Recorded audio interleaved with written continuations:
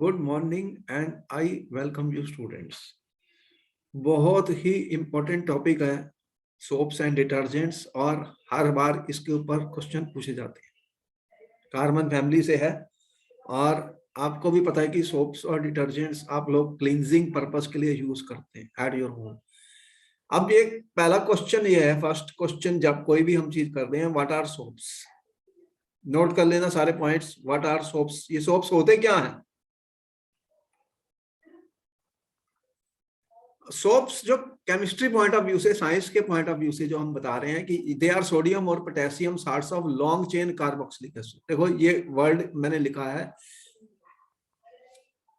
हमने आपको पढ़ाया था स्टूडेंट्स कार्बोक्सिलिक एसिड्स क्या होते हैं, बताया था मैंने। कार्बोक्सिलिक एसिड बोलो यस और नो, मेरे साथ बने रहिए, अब मेरे साथ बने रहिए, अपनी एनर्जी को हाई रखिए। कार्बोक्सिलिक एसिड्स बताया था, क्या फार्मूला होता है कार्बोक्सिलिक एसिड का, ये था फंक्शनल ग्रुप COH, इसको ऐसे भी लिखा जाता है, ठीक है। ये वाला हमने दिखाया था आपको फंक्शनल ग्रुप, जिसको हमने सफिक्स क्या दिया था। स्टूडेंट सारा कुछ लर्न कर लो दोबारा से। ओइक एसिड, यही बताया था मैंने, कोई डाउट है तो पूछ लेना। अब ये जो मैंने आपको पढ़ाया अभी तक, कौन सा पढ़ाया था, ये वाला कंपाउंड बताइए, इसका क्या IUPAC नेम बताया था, ये भी आया पेपर में, आ चुका। कितने कार्बन है, 2।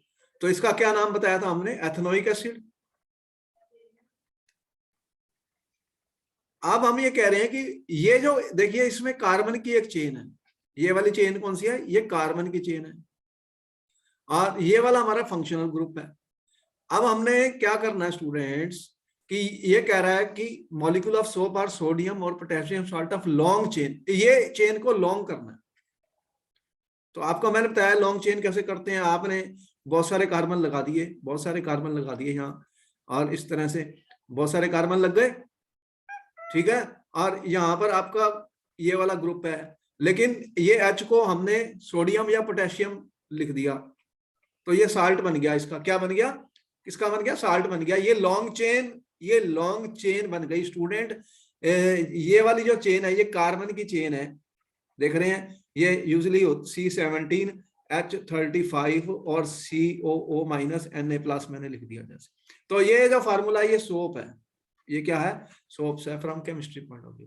तो सोप्स क्या है, soaps are nothing student, molecules are sodium और potassium salts of long chain carboxylic acids. तो ये एक लॉन्ग चेन है, ये कार्बन की एक चेन है, और ये कार्बोक्सिलिक एसिड का साल्ट है, सोडियम का या पोटेशियम का, इसी को सोप्स कहते हैं। अब इसके दो पार्ट दिख रहे हैं मुझे, वो कह रहा है आयनिक एंड ऑफ सोप, एक आयनिक एंड है। अब आपको समझ में आ रहा है आयनिक एंड कौन सा होगा, ये वाला आयनिक एंड है, दिख रहा है, इसमें आयंस है। कोई डाउट है तो पूछ लेना। ये जो होगा, ये वाटर में सॉल्युबल होता है। क्या चीज है, सोप्स आर सोडियम और potassium salts of long chain carboxylic acid. तो हम इनको ऐसे भी लिख सकते हैं, जैसे मैंने लिखा है RCH2COO -Na+, और ये मैंने इसका जैसे 17 कार्बन का बनाया, तो मैंने ऐसे लिख दिया स्टूडेंट्स। तो ये लॉन्ग चेन है, और इसको मैं और एक तरीके से दिखाऊं, ये कार्बन की एक चेन है, ये कार्बन की एक चेन है बहुत लंबी सी। ये क्या है, कार्बन की एक चेन है स्टूडेंट्स, और यहां पर एक आपको आयनिक एंड दिख रहा है, ये वाला, ठीक है। ये वाला जो पार्ट है स्टूडेंट, ये कौन सा है, आयनिक पार्ट, और ये वाटर में सॉल्युबल हो जाएगा। किस में सॉल्युबल होगा, वाटर सॉल्युबल। जो आयनिक कंपाउंड्स होते हैं, आपको पता है, वो वाटर में डिसॉल्व हो जाते हैं, क्योंकि जो वाटर है, वाटर क्या है, water is a polar compound, water एक अच्छा सॉल्वेंट है, पोलर है। तो ये वाला पार्ट वाटर में सॉल्युबल हो जाएगा। लेकिन ये कार्बन वाली जो चेन होती है, ये वाटर में सॉल्युबल नहीं होती, ये ऑयल में सॉल्युबल होगी। किस में सॉल्युबल होगी, ऑयल सॉल्युबल। तो आपको पता है कि वाटर और ऑयल दो डिफरेंट लेयर्स बनाते हैं। जब अगर आपने ऑयल वाटर में डाला तो डिफरेंट लेयर्स बनती हैं। ऑयल तो पानी में डिसॉल्व नहीं होता, लेकिन तो सोप मॉलिक्यूल्स 10 फॉर्म स्ट्रक्चर्स। तो सोप मॉलिक्यूल्स क्या करते हैं कि ये जब ऑयल होता है, हमारे जो शर्ट्स हैं, हमारे कपड़े जो होते हैं, उन पे जो डस्ट होती है, वो एक तरीके से ऑयल ग्रीस होती है, ऑयल ही सब्सटेंस होते हैं। उसके साथ ये वाला जो होता है कार्बन वाला चेन, वो उसके साथ एक स्ट्रक्चर बनाता है जिसे मीजल्स कहते हैं। तो अभी हम स्टडी करने जा रहे हैं कि मीजल्स क्या होते हैं। तो पहले ये नोट कर लो, आपको समझ में आई कि कोई भी सोप होगा उसमें दो पार्ट होंगे, एक ये वाला कार्बन की चेन जो कि इसे देख रहे हैं कार्बन की स्केलेटन है, और एक आयनिक पार्ट है। आयनिक पार्ट पानी में सॉल्युबल, और ये जो होता है ऑयल, ये ग्रीस ऑयल जो भी डस्ट वस्ट हमारे कपड़ों पे होती है ये उसके साथ अटैच हो जाता है, मतलब उससे सॉल्युबल होता है। यहां तक आपने नोट कर लिया। हम आपको और इसके बारे में बता रहे हैं, ऐसे क्वेश्चन पेपर में आ सकते हैं और आते हैं। तो हमने आपको बताया स्टूडेंट, सोप जो होता है it is made up of two parts, a long hydrocarbon part and a short ionic part containing CONO group. Long hydrocarbon part is called hydrophobic. ये जो लॉन्ग मैंने पार्ट दिखाया है स्टूडेंट कार्बन का, ठीक है, और ये एक मैंने पार्ट दिखाया है, ये वाला आयनिक पार्ट है। कौन सा है? आयनिक पार्ट।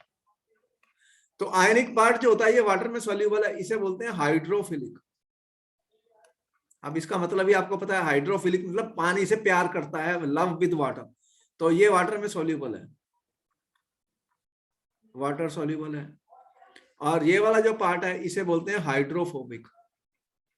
फोबिक का मतलब वाटर रिपेलिंग है, ये वाटर से प्यार नहीं करता, रिपेल करता है, ये हाइड्रोफोबिक पार्ट है स्टूडेंट। तो ये ऑयल में डिसॉल्व होता है, it will soluble in oil. Oil जिसे डर्ट और डस्ट कहेंगे हम, ये जो डर्ट हमारी होती है जो कपड़ों पे लगी होती है, ग्रीस टाइप, ग्रीसी मटेरियल जो भी हमारे कपड़ों पर होगा, तो ये वाला ऑयल इनसॉल्युबल है, वाटर सॉल्युबल है, तो ऑयल इनसॉल्युबल है। और ये जो डर्ट ग्रीन है ये ऑयल सॉल्युबल है, तो वाटर में ये वाला पार्ट वाटर में इनसॉल्युबल है, वाटर इनसॉल्युबल है। तो आप देखो कि ये एक सोप का मॉलिक्यूल है, ये एक सोप का मॉलिक्यूल है, ऐसे बहुत सारे सोप के मॉलिक्यूल मैंने दिखाए हैं। और ये ऑयल का ड्रॉप है, ये ऑयल का ड्रॉप है स्टूडेंट। तो ये वाले जो होते हैं ये ऑयल के साथ अटैच कर जाते हैं। कौन से? हाइड्रोफोबिक पार्ट दिख रहा है, हाइड्रोफोबिक पार्ट ये कार्बन की चेन, और ये ऊपर पानी के साथ है, वाटर। तो ये बहुत सारे मॉलिक्यूल्स जो है ऐसे सोप के इकट्ठे हो जाते हैं, कितने? 1000 से भी ज्यादा, 1000 से भी ज्यादा। तो इस तरह से ये देख रहे हैं एक स्ट्रक्चर बन जाता है, इसी स्ट्रक्चर को कहते हैं मीजल स्ट्रक्चर। इस स्ट्रक्चर को क्या बोलते हैं? मीजल स्ट्रक्चर कहते हैं, मीजल कहते हैं। तो यही होता है जिसके कारण सोप जो होते हैं उनकी क्लींजिंग एक्शन होती है। कैसे होती है वो भी हम देखने जा रहे हैं, इसको नोट कर लो, यहां तुम्हें समझ में आ गया। ये हाइड्रोफोबिक पार्ट, ये hydrophilic part. Hydrophobic part oil में जाएगा, ऑयल के साथ अटैच करेगा और वहां पे मीजल फॉर्म करेगा। अब ये कह रहा है कि एक एक्टिविटी करा रहा है आपसे, take about 10 millilitre water in 2 test tube. आपके पास 2 टेस्ट ट्यूब है स्टूडेंट्स, एक टेस्ट ट्यूब ए है और एक टेस्ट ट्यूब बी है, ठीक है। आपने दोनों में क्या किया? 10 मिलीलीटर पानी ले लिया, इसमें भी वाटर है स्टूडेंट, इसमें भी वाटर है, 10 मिलीलीटर H2O है दोनों में। Add a drop of oil, cooking oil to both the test tube. इसमें आपने एक ड्रॉप ऑयल का डालना है। ये ऑयल है, ये आपने डाल दिया, इसमें भी डाल दिया। जब ऑयल होता है वो पानी में सॉल्युबल नहीं होता, आपको पता है, सेपरेट फ्लोट करता है। To test tube B add few drops of soap, इसमें आपने सोप सोल्यूशन डाल दिया। अब आपको पता है सोप सोल्यूशन क्या होता है, सोडियम और पोटेशियम साल्ट्स होते हैं, लॉन्ग चेन कार्बोक्सिलिक एसिड्स के। और इनको शेक, इसमें सोप नहीं डाला, इसमें सोप डाला है। अब इनको आपने शेक करना है। अब शेक कर दिया तो होगा क्या कि सोप, जहां पे सोप डाला है उसके मिजल्स बनने वाले हैं, और वो क्या करेंगे? ऑयल ड्रॉप के साथ अपना वो बना लेंगे। Can you see oil and water layer separate in both test tube immediately after you stop shaking. तो आपने शेकिंग स्टॉप की तो 2 लेयर बन गई। Leave the test tube undisturb, कुछ समय के लिए आपने छोड़ा, तो observe does the oil layer separates out in which test tube does this happen. अब इन दोनों में टेस्ट ट्यूब को मैंने छोड़ दिया कुछ समय के लिए। अब देखना है कि एक में ऑयल बनी और वाटर की लेयर कहाँ बनी? जहां पर कोई सोप नहीं था उसमें 2 लेयर बनेंगी, ऑयल एंड वाटर। इसमें ऑयल एंड वाटर की 2 लेयर आपको दिखेंगी, लेकिन इसमें क्या होगा, जो सोप के मॉलिक्यूल्स हैं आपको पता है वो मीजल फॉर्म कर लेंगे अराउंड दिस ऑयल ड्रॉपलेट्स, ठीक है। तो वो फिर सेपरेट नहीं होगी। तो ये एक्टिविटी जो है student, this demonstrate the effect of soap in cleaning.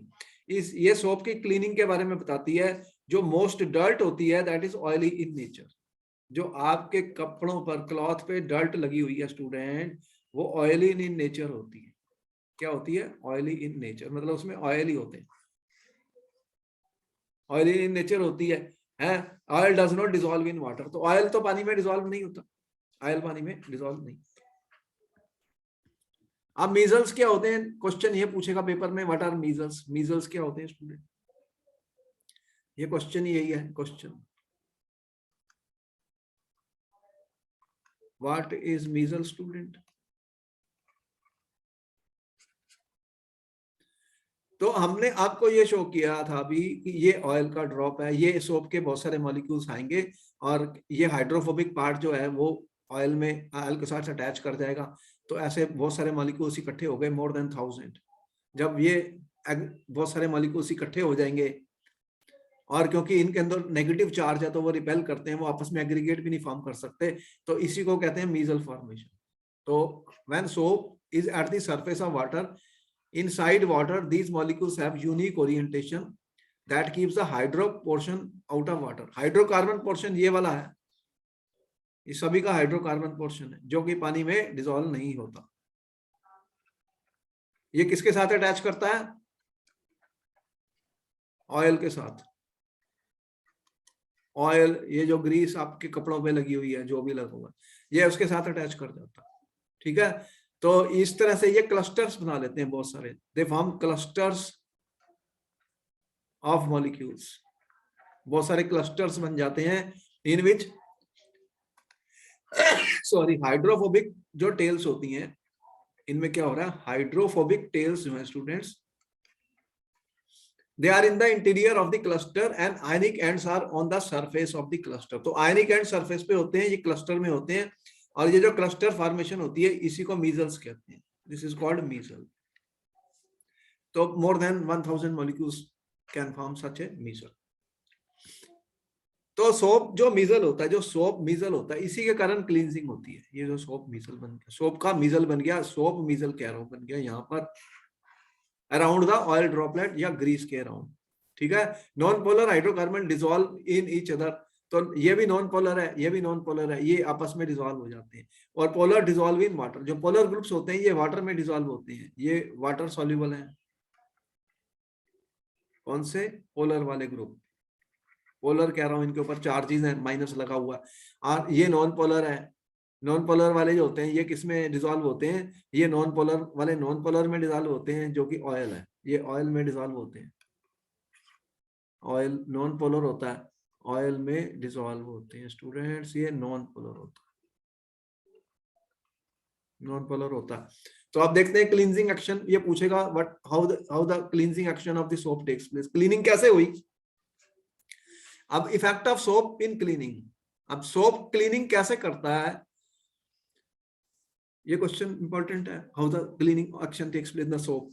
तो soap in the form of measle, soap measle की फॉर्म में आ जाता है। Is able to clean dirt और oily grease, is able to clean dirts और ऑयली ग्रीस। तो dirt और ऑयली ग्रीस जो होती है उसको कैसे सोप साफ करेगा? Since it will be collected in the centre of the measle. तो ये आपकी डस्ट है, ये दिख रहा है यहाँ पर, ये सारी आपकी डस्ट है, ऑयल जो भी लगा कपड़े के ऊपर, और ये इस तरह से सोप के मॉलिक्यूल्स आ रहे हैं। अब ये इसके साथ अटैच होते जा रहे हैं, यहाँ पे दिख रहा है। तो सोप के जो मॉलिक्यूल्स हैं, ये डर्टी क्लॉथ है, ये डर्ट है आपकी, ये इसके साथ कनेक्ट करते जा रहे हैं। ये नॉन पोलर एंड जो है किसके साथ चले गया? डर्ट के साथ। और पोलर हेड जो है वो ऊपर पॉइंट कर रहे हैं वाटर की तरफ, वाटर की तरफ। अब यहां से क्या होगा कि ये मीजल बन गए। क्या बन गए? सोप मीजल्स बन गए।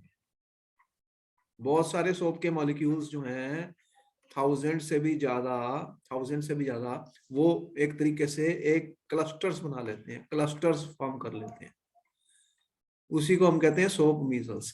तो ये अब इसको डर्ट के साथ अटैच हो गए हैं। अब क्या करूंगा? तो जब पानी इसमें डालेंगे, पानी डालेंगे, तो ये पोलर एंड जो होता है ये वाटर में सॉल्युबल होता है, तो वो नेगेटिव वाले जो एंड है वो पानी के साथ बह जाते हैं। तो इस तरह से ये क्या होगा कि ये जो डर्ट लगी थी ये साफ हो गई, कपड़ा ये साफ हो गया। तो आपको समझ में आया कि when water is agitated, measles with oily dirt tend to lift up from the dirty surface and splits into two fragments. तो आपकी जो वॉशिंग मशीन्स होती हैं उसमें पता है कि पानी को एजिटेट किया जाता है, वाटर इज एजिटेटेड। अगर हाथ से भी कपड़े धोते हैं तो आपको पता, पहले वो एक थापी सी होती थी, उसको कपड़ों में मारते थे, एजिटेट करते थे, उससे क्या होता है कि ये स्प्लिट हो जाते हैं, क्या होते हैं, जो the measle and the oily dirt tends to lift off from the dirty surface, तो डर्टी सरफेस से ये जो मिट्टी लगी हुई है वो खींच लेता है बाहर मीजल, ठीक है। और फिर जो नेगेटिवली चार्ज होते हैं इसमें वो आपस में रिपेल करेंगे तो ये इकट्ठे नहीं हो सकते, और जब फिर पानी मूव करता है तो पानी इनको अपने साथ बहा के ले जाता है, क्या कहते हैं, तो dirt suspended in middle is rinsed with water, तो वाटर इज एजिटेटेड, तो जो डर्ट होती है फिर वो क्या हुई, डर्ट जो होती है that sticks with oil, the dirt sticks with this gives opportunity of the dirt जो होती है दैट स्टिक्स विद द, ये जो टेल है sticks with the measle soap, tail के साथ, इसकी टेल जो इसकी पूंछ है जो हाइड्रोफोबिक है उसके साथ स्टिक करती है, तो जब हम वाटर को एजिटेट करेंगे तो क्या होगा कि वो ये लिफ्ट कर लेगी, क्या करेगा, ये मीजल सोप जो है, मीजल जो होते हैं सोप के, they will lift the dirt, ठीक है, which is sticking on the cloth, तो they will lift the dirt from the cloth. और फिर आप वाटर जब रन करते हो, वाटर से रिंस करते हो तो ये वाश्ड अवे हो जाती है, वाश्ड अवे हो जाती है। और इसी तरह से इसी को ही बोलते हैं cleansing action of soap. Important है ये, समझ में आ गया? इसमें कोई डाउट है कि जो सोप्स की क्लींजिंग एक्शन होती है वो सोप मीजल्स के कारण होती है? एग्जाम में क्या लिखना है, ये लिखना है सोप मीजल्स। समझ में आया कि मीजल्स कैसे बनते हैं जब आप कपड़े साफ करते हैं।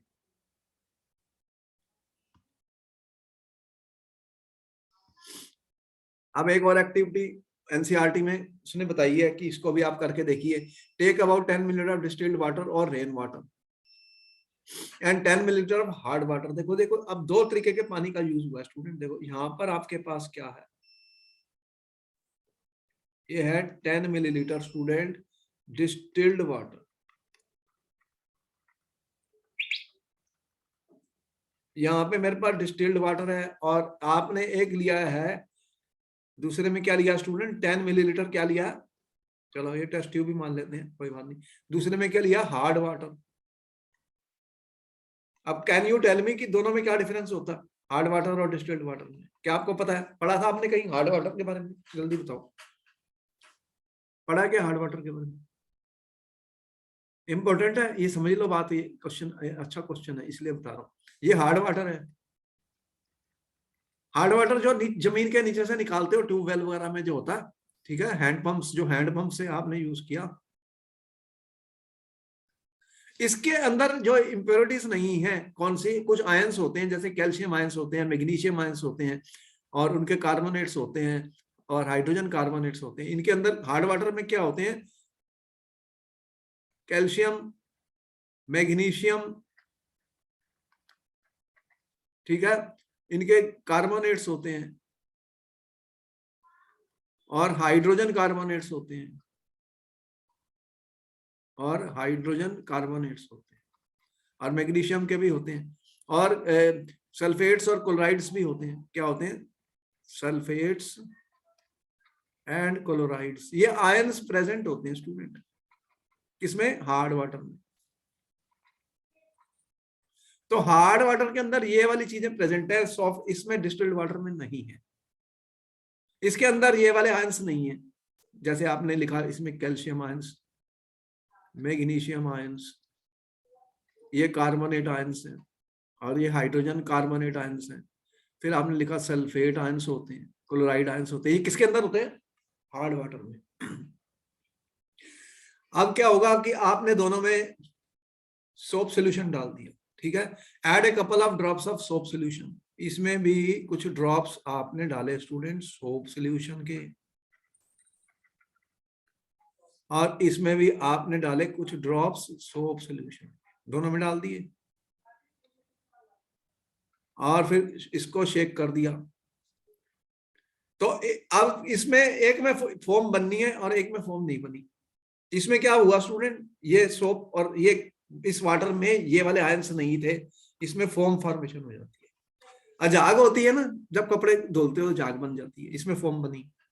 और इसमें फॉर्म नहीं बनी, लेकिन एक व्हाइट कर्डी प्रेसिपिटेट बन गई।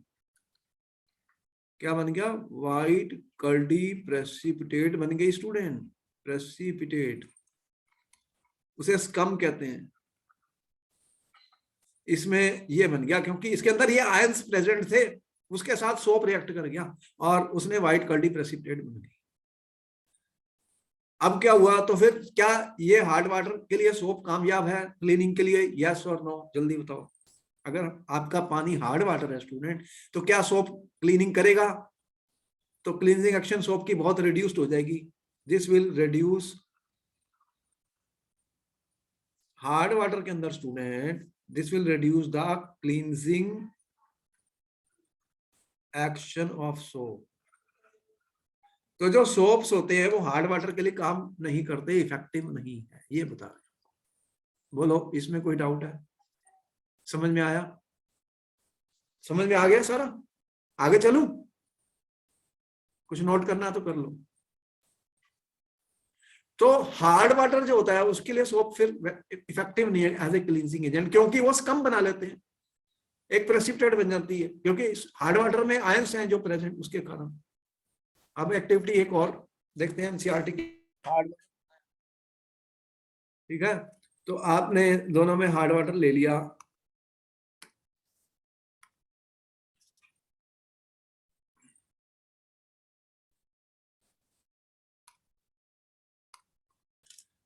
अब आपने क्या किया था, दो टेस्ट ट्यूब ली, उन दोनों में 10 मिलीलीटर हार्ड वाटर ले लिया and add 5 drops of soap solution to one of the and 5 drops of detergent solution to the other.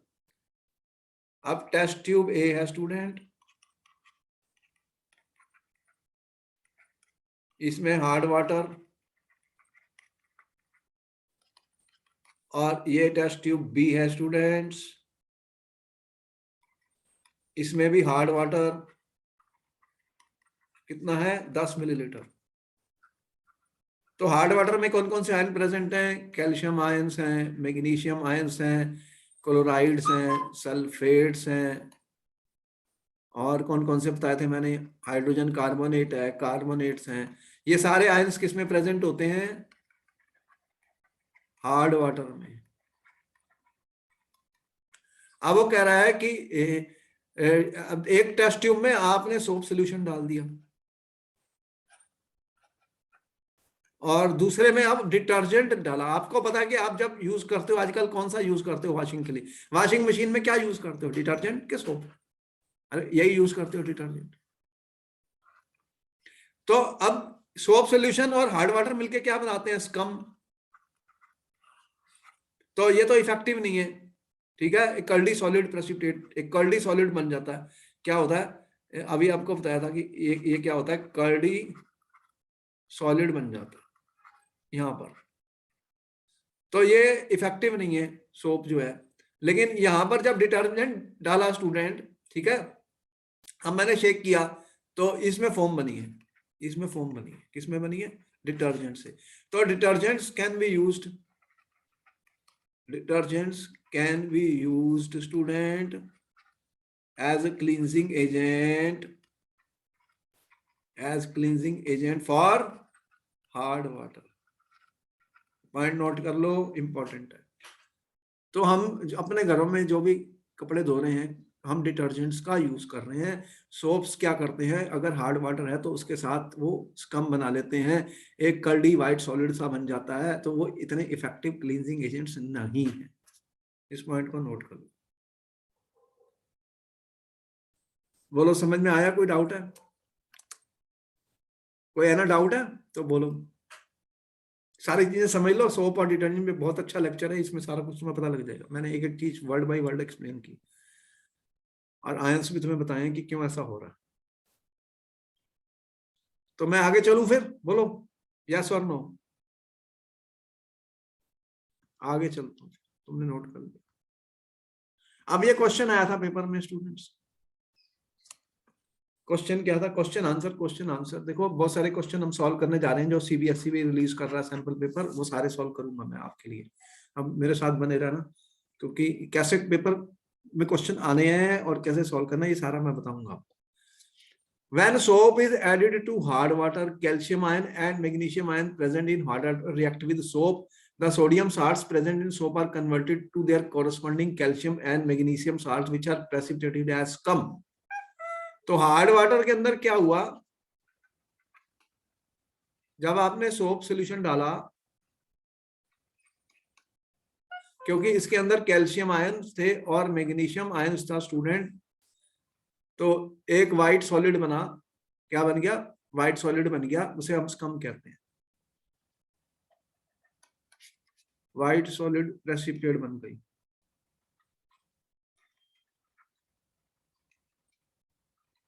और ये जो इनसॉल्युबल होती है ये scum sticks on the clothes, तो ये क्लॉथ्स पे स्टिक कर जाएगी। तो इसलिए जो सोप्स हैं उनकी क्लीनिंग कैपेसिटी रिड्यूस हो जाती है। This reduces cleaning capacity of the soap. तो साबुन की जो क्लीनिंग कैपेसिटी है वो बहुत कम हो गई स्टूडेंट, इंपॉर्टेंट है, इसको नोट करो। क्योंकि ये हार्ड वाटर जो भी पानी है, हमें क्या पता हार्ड है या सॉफ्ट है, जो भी आ रहा है आपके टैप्स में भी, अरे मेरे टैप में नहीं आ रहा, उसमें भी कुछ आयंस होंगे ना, इंप्योरिटीज होंगी। आप तो फिल्टर कर रहे हो आजकल, सब हम लोग फिल्टर यूज करते हैं, फिर पानी को बॉयल करते हैं, फिर पी रहे हैं। ये सारी चीजें आपको पता है, फिल्टर करके आप पानी पी रहे हो। आप डिटर्जेंट्स क्या होते हैं स्टूडेंट्स, जिसका मैं कह रहा हूं हम यूज कर रहे हैं, वो उसके लिए हार्ड वाटर में भी इफेक्टिव है। अब ये क्वेश्चन ये है, व्हाट आर डिटर्जेंट्स। नोट करो स्टूडेंट, क्वेश्चन आंसर की फॉर्म में मैं बताता हूं, बहुत इंपॉर्टेंट हो जाता है। What are detergents students. Soaps are sodium और potassium salts of long chain carboxylic acid. लेकिन डिटर्जेंट्स होते हैं, ये क्लींजिंग एजेंट्स होते हैं, दे आर अमोनियम और sulphonate salts of long chain carboxylic acid. ये क्या है स्टूडेंट्स, ये है अमोनियम और sulphonate salts of long chain carboxylic acids. अब इनके फार्मूले वगैरह आप पढ़ेंगे नेक्स्ट क्लासेस में, जब आप साइंस लेंगे, जब आगे साइंस लेंगे तो डिटेल में पढ़ेंगे हम सारा, 12th में भी पढ़ेंगे, बहुत इंपॉर्टेंट टॉपिक है, 12th में भी क्वेश्चन आते हैं। अमोनियम और sulphonate salts of long chain carboxylic acids. तो detergents are generally sodium salts of sulphonic acids, ठीक है, और ammonium salts and with chlorides or bromide ions both have long chain hydrocarbon chain. Charged ends of these compounds do not form insoluble precipitates with calcium and magnesium. तो important क्या है कि जो इनके charged ends हैं detergents, number 2 मैं बता रहा हूं, डिटर्जेंट्स जो डिटर्जेंट्स के charged ends हैं डू नॉट फॉर्म, क्या नहीं फॉर्म करते, डू नॉट फॉर्म स्कम और इनसॉल्युबल प्रेसिपिटेट्स, और इनसॉल्युबल प्रेसिपिटेट्स, ठीक है, with calcium and magnesium ions in hard water. तो they remain effective in hard water, hence are effective in hard water. तो फिर ये हार्ड वाटर के लिए इफेक्टिव है। डिटर्जेंट्स आर इफेक्टिव, ठीक है, ठीक है, इन cleaning for in remain effective in hard water.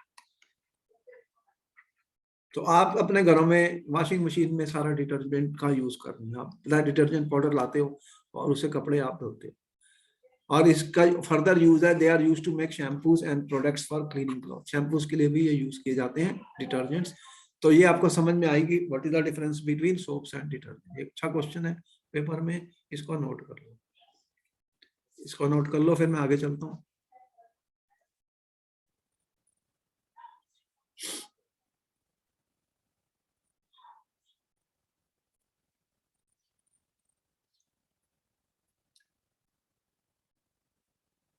Note कर लिया?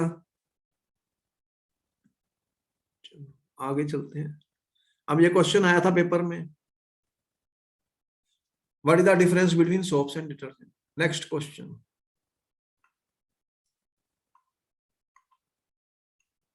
what is the difference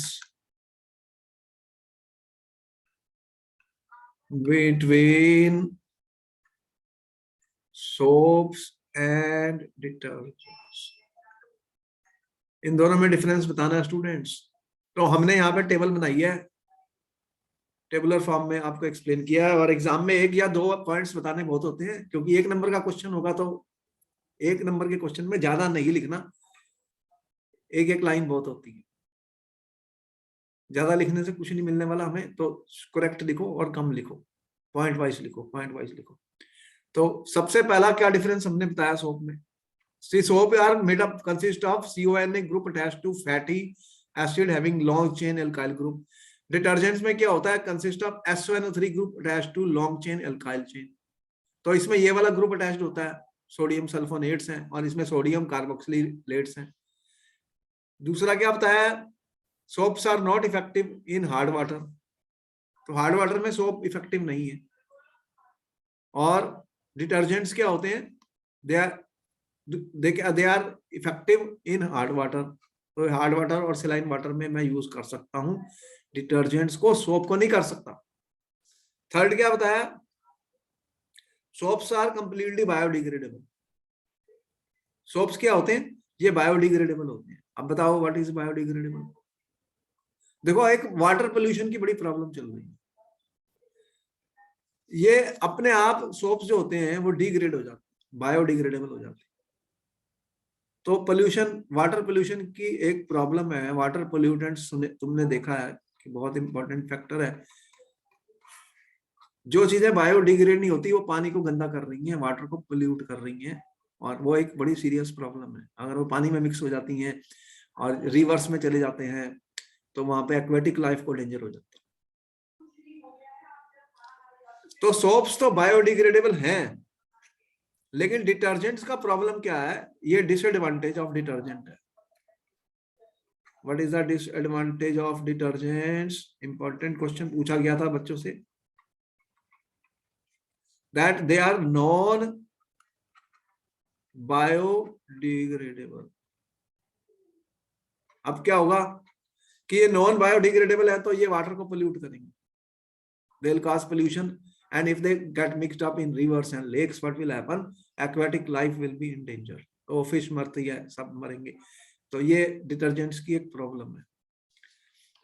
fourth difference, they have tendency to, yes, कम फॉर्म करते हैं हार्ड वाटर पे। आपने दिखाया था ये डू नॉट फॉर्म्स कम। तो ये जो भी हमने क्वेश्चन आपको बताया, ये डिफरेंसेस हैं between soaps and measles. These are the differences between soaps and measles. आपने नोट करना है, सारे पॉइंट नोट कर लो, नोट कर लो, फिर आगे चलता हूं।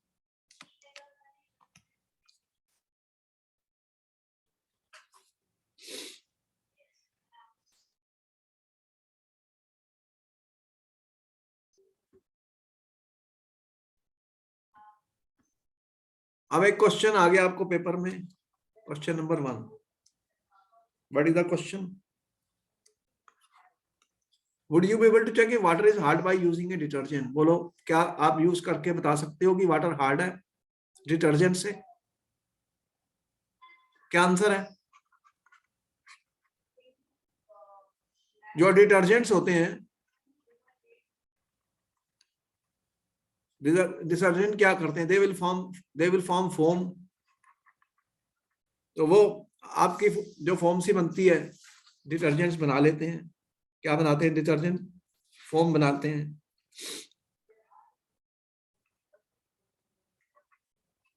डिटर्जेंट जो होते हैं वो फोम बना देते हैं, किसके साथ? हार्ड वाटर के साथ।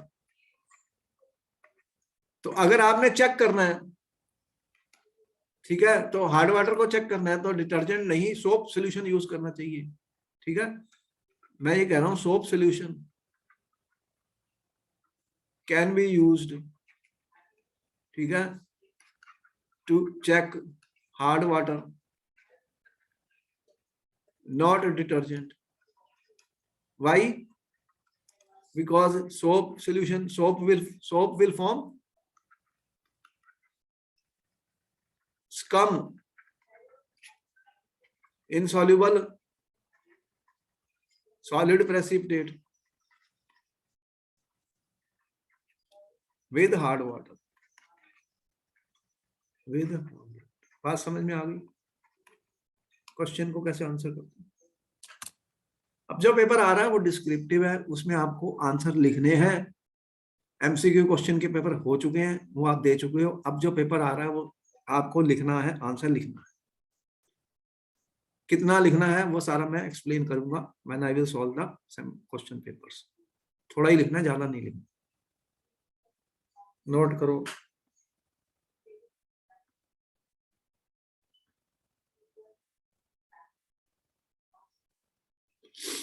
क्वेश्चन क्या है? People use variety of methods to wash cloth usually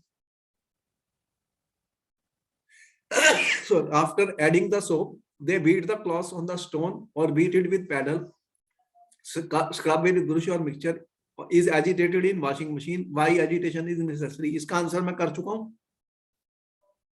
question का आंसर आपको मिल चुका है, बोलो। दिया था हमने, यहाँ पर पूरा एक्सप्लेन किया, देख लो दोबारा से।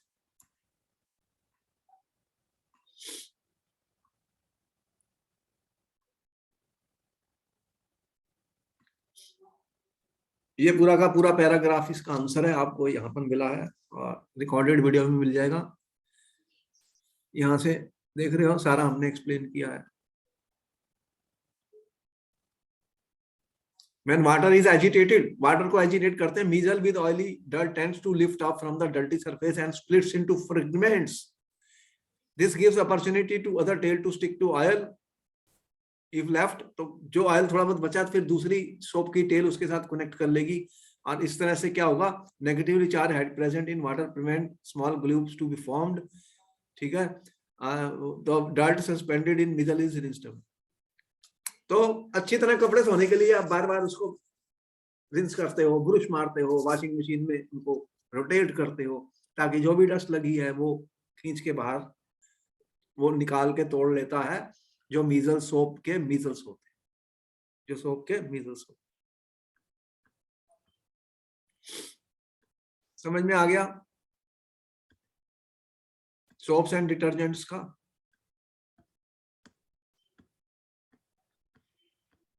अब कुछ क्वेश्चन आपके पास यहाँ पर आए इस कार्बन के कंपाउंड्स में, जो आ सकते हैं आपको पेपर में। क्वेश्चन नंबर 1 आपकी स्क्रीन पर आ गया student. Ethane with molecular CH2 has, बताना है इसके अंदर कितने कोवलेंट बॉन्ड है। आपके पास 2 मिनट का वक्त है। You have 2 minutes to answer the question. Answer 1, चलो आंसर बताइए, 2 मिनट है आपके पास। इसका फार्मूला लिखो पहले इथेन का, फिर आंसर बताना। कितने कोवलेंट बॉन्ड है इथेन के अंदर? मॉलिक्यूलर फार्मूला है C2H6। C2H6।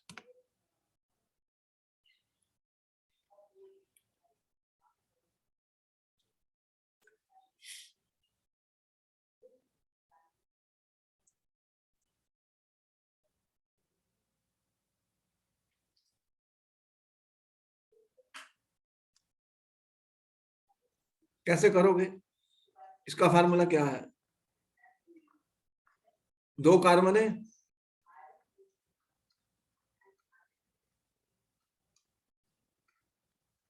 कितने कोवलेंट बॉन्ड दिख रहे हैं आपको इसमें? आंसर क्या बताया? What is the answer? कितने हैं? 1 2 3 4 5 6 7 है। तो आंसर हमारा बी है, 7 कोवलेंट बॉन्ड्स।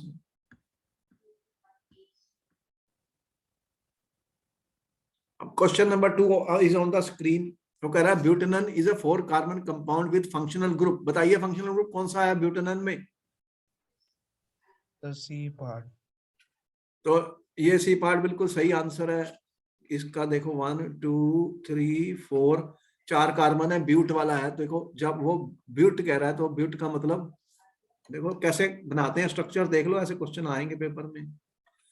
ब्यूट का मतलब 4 वाले कार्बन है, और ऑन का मतलब क्या है? इसमें कीटोन है, तो इसका स्ट्रक्चर कैसे बनाएंगे, अगर वो पूछे इसका स्ट्रक्चर ड्रा करो एग्जाम में, तो देखो ये मैंने लगा दिया, ये कीटोन ग्रुप, ये कीटोन ग्रुप है। अब बाकी बैलेंस करो। कार्बन की वैलेंसी कितनी बनाते हो, 4, 1 2 3 4, 1 2 3 4, ये हो गई 1 2 3 4 हो गई, इस पे 1 2, और इसकी वैलेंसी कितनी है 1 2 3 4। तो ये आपका ब्यूटेनॉन का स्ट्रक्चर है। सर मैं और ये डबल बॉन्ड ऑक्सीजन का मैं कहीं भी लगा सकता हूँ ना, किसी कार्बन पर? यहाँ पर कहीं भी लगा लो, लेकिन मतलब कार्बन की 4 वैलेंसी पूरी करनी है, लेकिन यहाँ पे या यहाँ लगेगा, यहाँ लगेगा, और कहीं लगी नहीं सकता। लगा के देख लो लगा के देख लो। जो कीटोन होते हैं ना वो हमेशा इस फॉर्म में मिलेंगे तुम्हें, ऐसे इधर भी कार्बन होगा, इधर भी कार्बन होगा, और बीच में ये होगा, ये कीटोन होता है। और वो एल्डिहाइड बन जाएगा नहीं तो। एल्डिहाइड जो बताया था, एल्डिहाइड और कीटोन में डिफरेंस पता लग गया तुम्हें, फंक्शनल ग्रुप जो बताए थे। एल्डिहाइड में क्या बताया था, CHO, सी एक H होता है और एक डबल बॉन्ड होता है, ये होता है एल्डिहाइड ग्रुप, देखा बुक में। और ये कीटोन है, दोनों में डिफरेंस दिख गया, ठीक है। Yes sir. इंपॉर्टेंट है पॉइंट, देख अगर स्ट्रक्चर ड्रा करना आ गया, कीटोन ऐसे बनना है, उसके दोनों साइड कार्बन होगा, इसलिए वो बीच में लगेगा, चाहे इधर लगाओ चाहे इधर लगाओ, तब भी आंसर सेम, कोई फर्क नहीं पड़ेगा। अब आपने ऐसे लिख दिया, लो इसको 1 2 3 4, आपने इधर लगा दिया तो कोई बात नहीं, लगा दो। अब फिर इधर 3 हाइड्रोजन लगाओ। अब इधर कितनी लगेंगी, 1 2 3 4 हो गई, इधर 4 लगाई मैंने, 1 2 3, इधर भी 4 वैलेंसी कार्बन की। वो दोनों सेम ही है, ये दोनों सेम है, कोई डिफरेंस नहीं है, एक ही कंपाउंड है ब्यूटेनॉन। समझ गए कैसे बनाना है। अच्छा क्वेश्चन पूछा तुमने, क्योंकि यहाँ पे स्टूडेंट मिस्टेक करेंगे, अगर वो पूछेगा right the structure of butanone, तो फिर कैसे लिखोगे। ये ब्यूटेनॉन है, अगर मैंने ये लिख दिया, देखो अगर आपने ये लिख दिया student CH3 CH2 CH2 CHO, तो ये ब्यूटेनॉन नहीं है, ये ब्यूटेनॉल है। ये क्या है, ब्यूटेनॉल, ये एल्डिहाइड है, AL है ये वाला एल्डिहाइड है। अब आप चेक कर लेना बुक में, एल्डिहाइड और उसमें मैंने डिफरेंस बताया, इसका क्या नाम है, ब्यूटेनॉल, और ये क्या है, ब्यूटेनॉल, दोनों में difference. Doubt clear. Yes sir. Okay. अब ये कह रहा है कि while cooking if the bottom of the vessel is getting blackened on the outside it means, इसमें क्या हुआ कि आपने खाना बनाया और नीचे जो था वो काला काला हो गया, क्या आंसर लिखेंगे। Sir B fuel is not, part. है, B part. Fuel is not burning completely, तो फ्यूल कंप्लीटली बर्न नहीं हो रहा, मतलब ऑक्सीजन की सप्लाई कम हो जाती है, तो क्या होता है, वो इनकम्प्लीटली बर्न होता है, तो इसलिए बी आंसर सही है। तो कार्बन के जो पार्टिकल्स होते हैं ब्लैक कलर के, जो कंपाउंड होता है वो अनबर्न्ड, वो नीचे आ जाता है, डिपोजिट हो जाता है, तो इसका आंसर बी पार्ट सही है।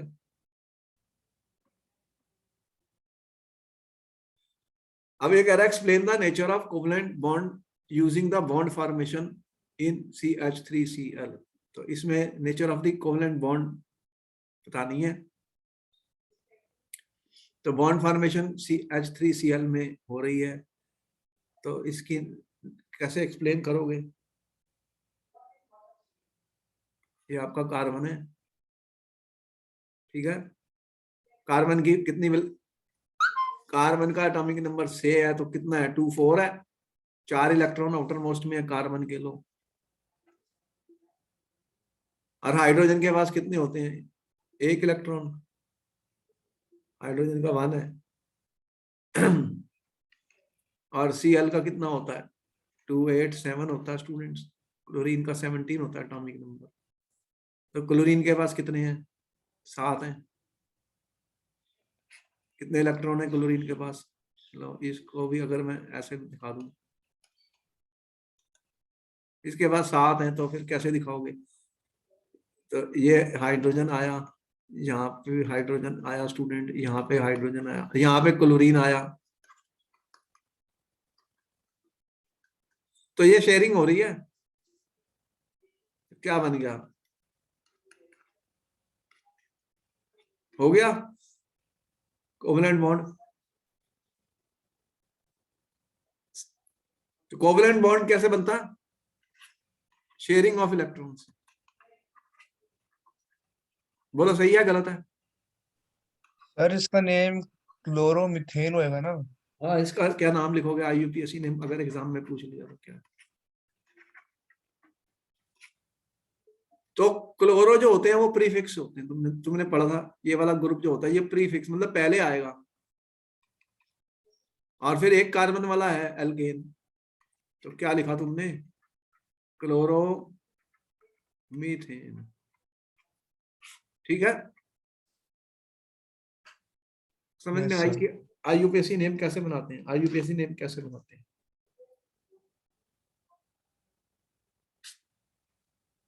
तो अभी इसके बाद में कुछ होमवर्क ले जाओ, और फिर एक एक क्लास आपको और चाहिए तो मैं फिर 4 o'clock करूंगा।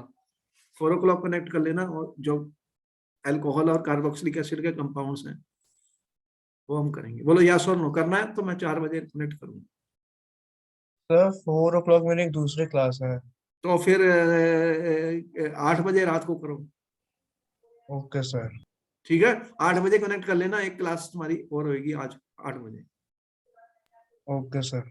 चलो ठीक है, फिर I will see you at 8 or another class on the same topic, where I will discuss the important compounds of ethanol, ethanoic acid combustion reaction. They are very important for the exam. ठीक है, फिर okay then मैं मिलता हूँ 8 बजे।